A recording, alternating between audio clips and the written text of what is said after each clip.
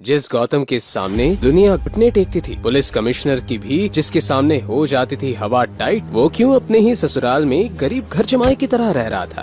बीवी का बॉयफ्रेंड उसे बात बात पे बेइज्जत करता था। साफ कर। बीवी की नजर में तो घर का कुत्ता भी उससे बेहतर था।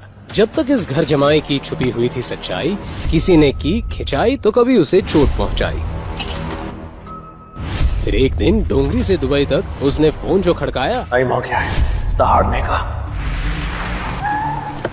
तब सबके भेजे में अच्छे से समझ ये आया कि ये तो बाप है बाप। इसके आगे तो इंडिया क्या दुनिया में ना किसी की औकात। मैं हूँ अवनी। एक रात मैं नशे में धुत क्लब से बाहर निकल ही रही थी कि दो लड़के मुझे छेड़ने आए। तभी वहाँ मेरा पति गौतम आया। एक बार के लिए ऐसा लगा कि उन गुंडों को वो मारेगा और सबक सिखाएगा। Nice watch.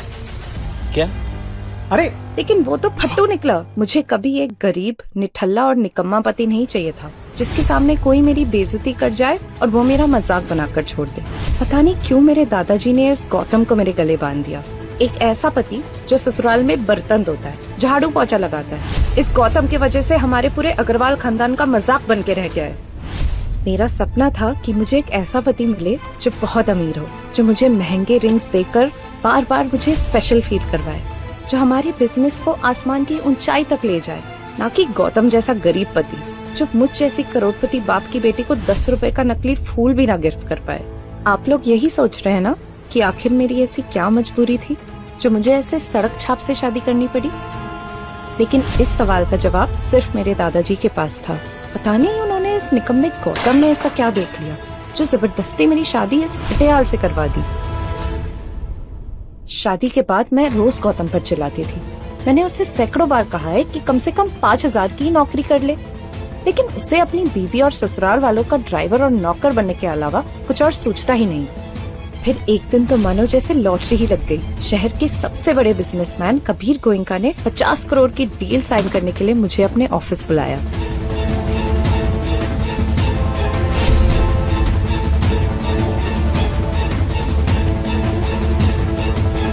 जैसे ही मैंने पेपर्स पर साइन किए, कबीर ने मुझे वाइन का ग्लास ऑफर किया, लेकिन मैंने उसे मना कर दिया।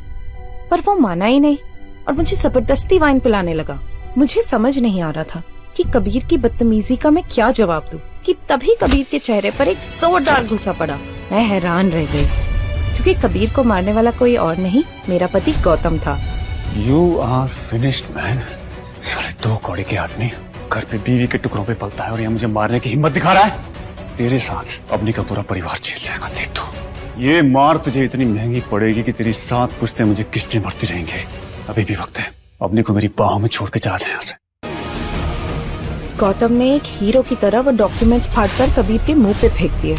वैसे तो मैं यही चाहती थी कि मेरा पति मुझे प्रोटेक्ट कर सके, पर फिर मुझे इतना डर क्यों लग रहा था? शायद मुझे अपना फ्यूचर दिखने लगा था, वो फ्यूचर जिसमें मैं गौतम की ही तरह लोगों के घर बर्तन मांजूंगी। मैं डर गई। कबीर प्लीज, मैं गौतम की तरफ से तुमसे माफी मांग रही हूँ। प्लीज इसे माफ कर दो। तुम यहाँ क्या कर रहे हो यार? ये आदमी अब जिंदा नहीं बचेगा और साथ ही साथ तुम्हें भी मेरे हवाले करके जाएगा। तुझे मेरे आदमी जिंदा नहीं छोड़ेंगे। इतना कहते ही कबीर ने किसी को फोन मिला दिया। मैं गौतम को कबीर के ऑफिस से भागने के लिए बोलती रही, लेकिन कुछ ही वक्त में वहाँ कबीर के बुलाए हुए गुंडे आ गए, जिन्हें देखकर मुझे गौतम की जिंदगी खत्म होती हुई दिखने लगी।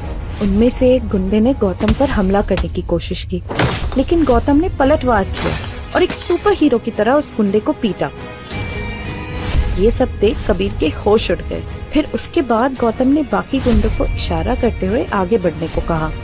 गौतम की उंगली में पहनी अंगूठी देखकर उन गुंडों की हालत खराब हो गई। उन्होंने डर कर गौतम के सामने अपने घुटने टेक दिए और माफी मांगने लगे। लेकिन क्यों, ये ना कबीर को समझ में आ रहा था और ना मुझे। गौतम ने मेरा हाथ पकड़ा और मुझे वहाँ से ले जाने लगा। आखिर क्यों? क्या हुआ था ऐसा? क्यों शहर के गुंडे भी मेरे बिना वैल्यू के पति के पैरों में गिर गए थे? क्या होगा आगे? क्या मुझे ये पता लगेगा कि गौतम आज तक मुझसे क्या छुपाता आ रहा है? और तो और, जिस राठौड़ खानदान से मिलने के लिए मेरा परिवार सालों से कोशिश कर रहा था, उनको गौतम कैसे जानता था? जब हम घर पहुँचे तो मैंने गौतम से पूरी सच्चाई जाननी चाहिए। ये सब क्या था आज?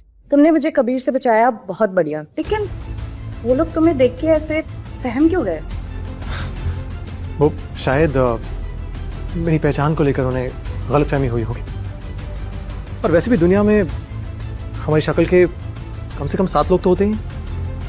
क्या पता मेरा कोई हमशक्ल उनका दोस्त हो। अब नहीं, छोड़ो ना यार, क्या बेकार की बात है। Good night.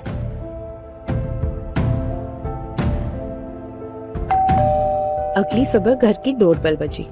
दरवाजे पर कोई और नहीं, कबीर ही था। Hi. Hi, what a pleasant surprise. This is for you. Thank you, please come. मैं कबीर की हरकत से गुस्सा थी, पर गौतम ने जो कबीर के साथ किया उससे डरी हुई भी थी। इसलिए जब कबीर ने मुझसे माफी मांगी, मैंने उसे माफ कर दिया और उसने मेरे घर आना जाना शुरू कर दिया। वो आज फिर मेरे घर आ रहा था। आज तो कुछ भी कर ले, लेकिन आज तेरी बीवी अवनी को कबीर के साथ जाने से तू रोक नहीं सकता है। अब ये काम बंद कर और जाके उसकी साड़ी को इस्त्री कर। कबीर आता ही होगा। Come on.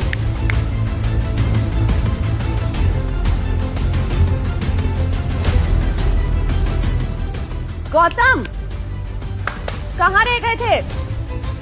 हाँ, तुमने याद किया? याद करने लायक है क्या तुम में ऐसा? मेरे हेयर रोलर्स कहाँ रख दिए तुमने? अभी जाके ले आओ। और सुनो, आज कबीर आ रहा है, उसके सामने ऐसी कोई हरकत मत करना जिससे हमारी इज्जत का कबाड़ा हो जाए, समझे?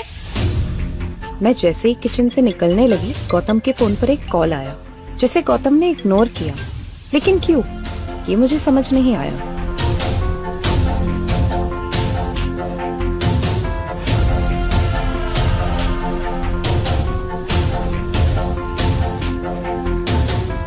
खड़े क्यों हो?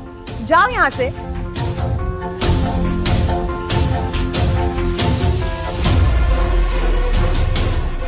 अब नहीं, हम पति पत्नी हैं। यही तो रोना है।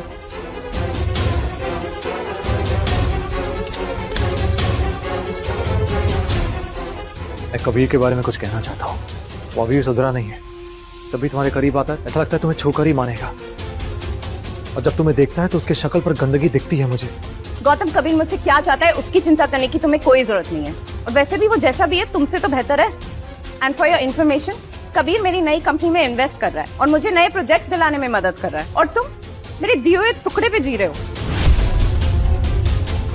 अवनी, वो तुम्हें कोई प्रोजेक्ट नहीं दिलवाने वाला। वो सिर्फ तुम्हें घुमा रहा है अवनी, बस और कुछ नहीं। गौतम प्लीज, तुम अपनी ये मनूस बातें और अपनी मनूस शक्ल ना दूर ले जाओ। और अगर मैं कबीर के साथ नहीं गई तो दादी साहब मुझे नौकरी से निकाल देगी।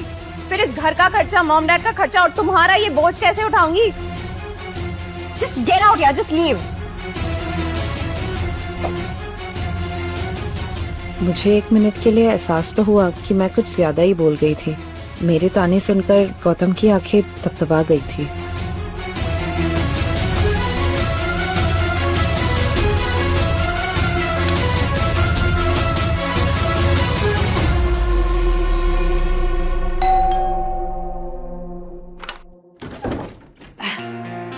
कबीर बेटे, नमस्ते।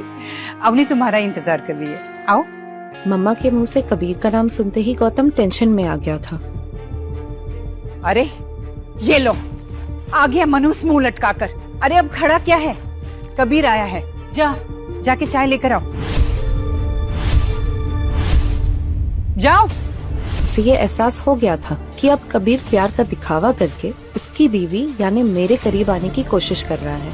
अरे आओ ना बेटे, बैठो। मैं जैसे ही फ्रिज की तरफ बढ़ी, गौतम के फोन पर फिर से किसी अनजान नंबर से कॉल आया। लेकिन पहले की तरह वो इस बार भी कॉल कट किए जा रहा था। मुझे समझ नहीं आ रहा था कि गौतम को अचानक से इतने कॉल्स कैसे आने लगे और वो कॉल्स क्यों कट कर रहा था।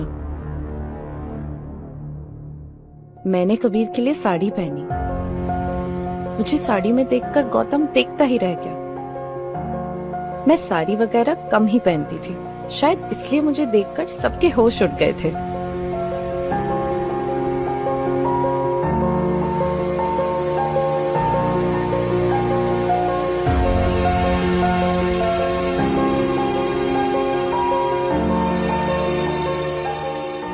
अरे ये साड़ी वाड़ी पहन के पार्टी में जाओगी क्या? आई कैन अंडरस्टैंड, तुम्हारा पति नाकारा है, निकम्मा है, तुम्हें कुछ कपड़े खरीद कर नहीं देता। नेचुरली मुझे ये बात अच्छी नहीं लगी। शायद गौतम कबीर के बारे में ठीक ही कहता है। इसीलिए मैं तुम्हारे लिए एक डिजाइनर ड्रेस लेके आया। इसे पहनो। चलो मैं तुम्हें पार्टी के लिए अच्छे से तैयार करता हूँ। कबीर डिजाइनर ड्रेस चेंज करवाने के बहाने मुझे ही मेरे रूम ले जाने लगा, लेकिन गौतम को ये मंजूर नहीं था। You idiot! सॉरी, ये क्या किया तूने? हर शुभ काम में कुछ न कुछ अपशुकन करने की कसम खाई है क्या तुमने? अब जाओ कपड़ा लेकर आओ और सांप के जूते साफ करो। आओ बेटे, मैं चेंज करवा देती हूँ। गौतम ने गालियां तो खाई, जो उसके लिए कोई नई बात नहीं थी, पर वो कबीर को हमारे रूम के बाहर रोकने में कामयाब हो गया था। मैं जानता हूं तूने जानबूझ के अपनी बीवी के साथ मुझे जाने से रोक दिया, लेकिन जब मैं उसके साथ अकेले में होऊंगा तब क्या करेगा? हाँ? अच्छे से साफ कर। मैं कबीर की दी हुई ड्रेस में बिल्कुल भी कंफर्टेबल नहीं थी, लवली। जो गौतम ने नोटिस कर लिया था। क्या हुआ तुम्हें? अपनी को ऐसे रिवीलिंग ड्रेस पहनना बिल्कुल पसंद नहीं है। अरे कबीर से साफ साफ क्यों नहीं कहते थे? उसे खुश रखना इतना जरूरी है क्या? कबीर जो दादी सा की बर्थडे पे गिफ्ट देने वाला है ना, वो इतना महंगा है कि तू तो उसके नाखून के बराबर भी गिफ्ट नहीं दे पाएगा। तो फिर तो तेरी बीवी कबीर के साथ ही जाएगी ना, और क्या? और तुम चाहे अपनी किडनी बेच दो, लेकिन दादी सा के बर्थडे पे अगर तुम 5 लाख से कम का गिफ्ट लेकर आए ना, तो मैं तुम्हें और तुम्हारे सामान दोनों को घर से बाहर कर दूंगी। जोधपुर की करोड़पति business family Agarwal and sons की हेड गायत्री देवी, मेरी दादी का जन्मदिन मनाया जा रहा था। रौनक तो लगनी ही थी। शहर के बड़े बड़े रईस यहाँ आए थे। बर्थडे पार्टी में मैंने कबीर के साथ एंट्री ली। मेरी नजर गौतम को ढूंढ रही थी। मुझे देखना था कि वो मेरी दादी को क्या गिफ्ट देने वाला है, लेकिन उसके हाथ में एक छोटा सा बॉक्स देखकर मुझे गुस्सा आ गया। ये क्या है गिफ्ट के नाम पे? कैसी गंदी सी पैकिंग है ये। अच्छा सुनो, जब बाकी गेस्ट वहाँ जाके दादी सा को अपना गिफ्ट दे, तो तुम छुपके से जाके वहाँ पे अपना बॉक्स रख देना, समझे? पता नहीं दादाजी ने किस जंग का बदला लिया है मुझसे, तो तुम जैसे गरीब के साथ मुझ जैसे करोड़पति की शादी कर दी। ना तो पैसे हैं और ना तमीज। जाओ।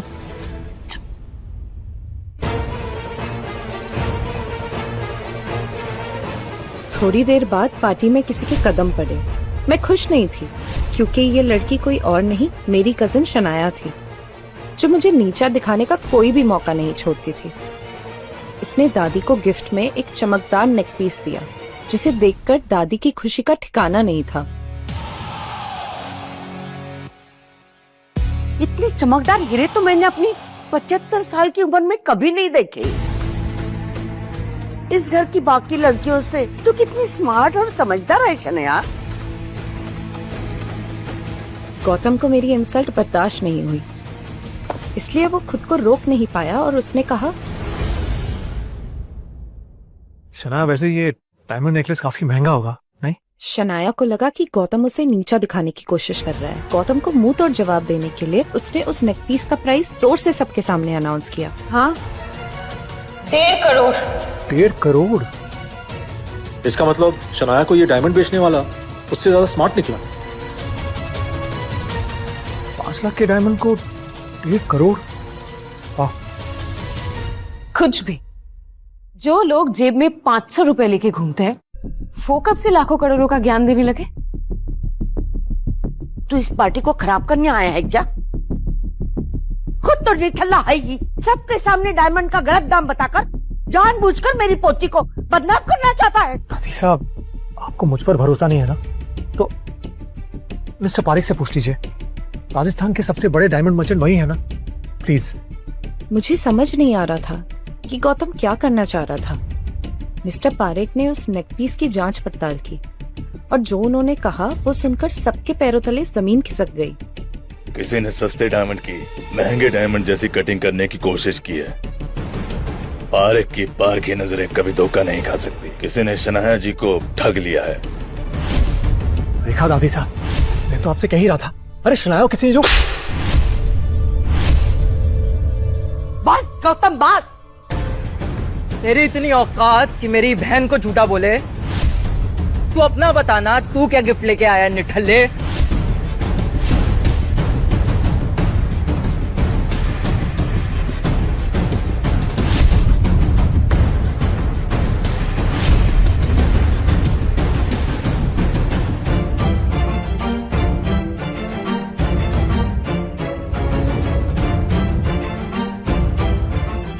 ये क्या?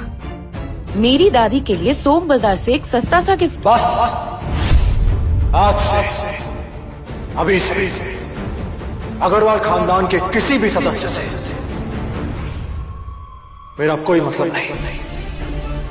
2 साल आपने जिस कुत्ते को पाला था अब वो जा रहा है, लेकिन याद रखना एक दिन मुझे वापस बुलाने के लिए गायत्री देवी को मुझसे माफी मांगनी होगी, भूलना मत। हैप्पी बर्थडे दादी साहब।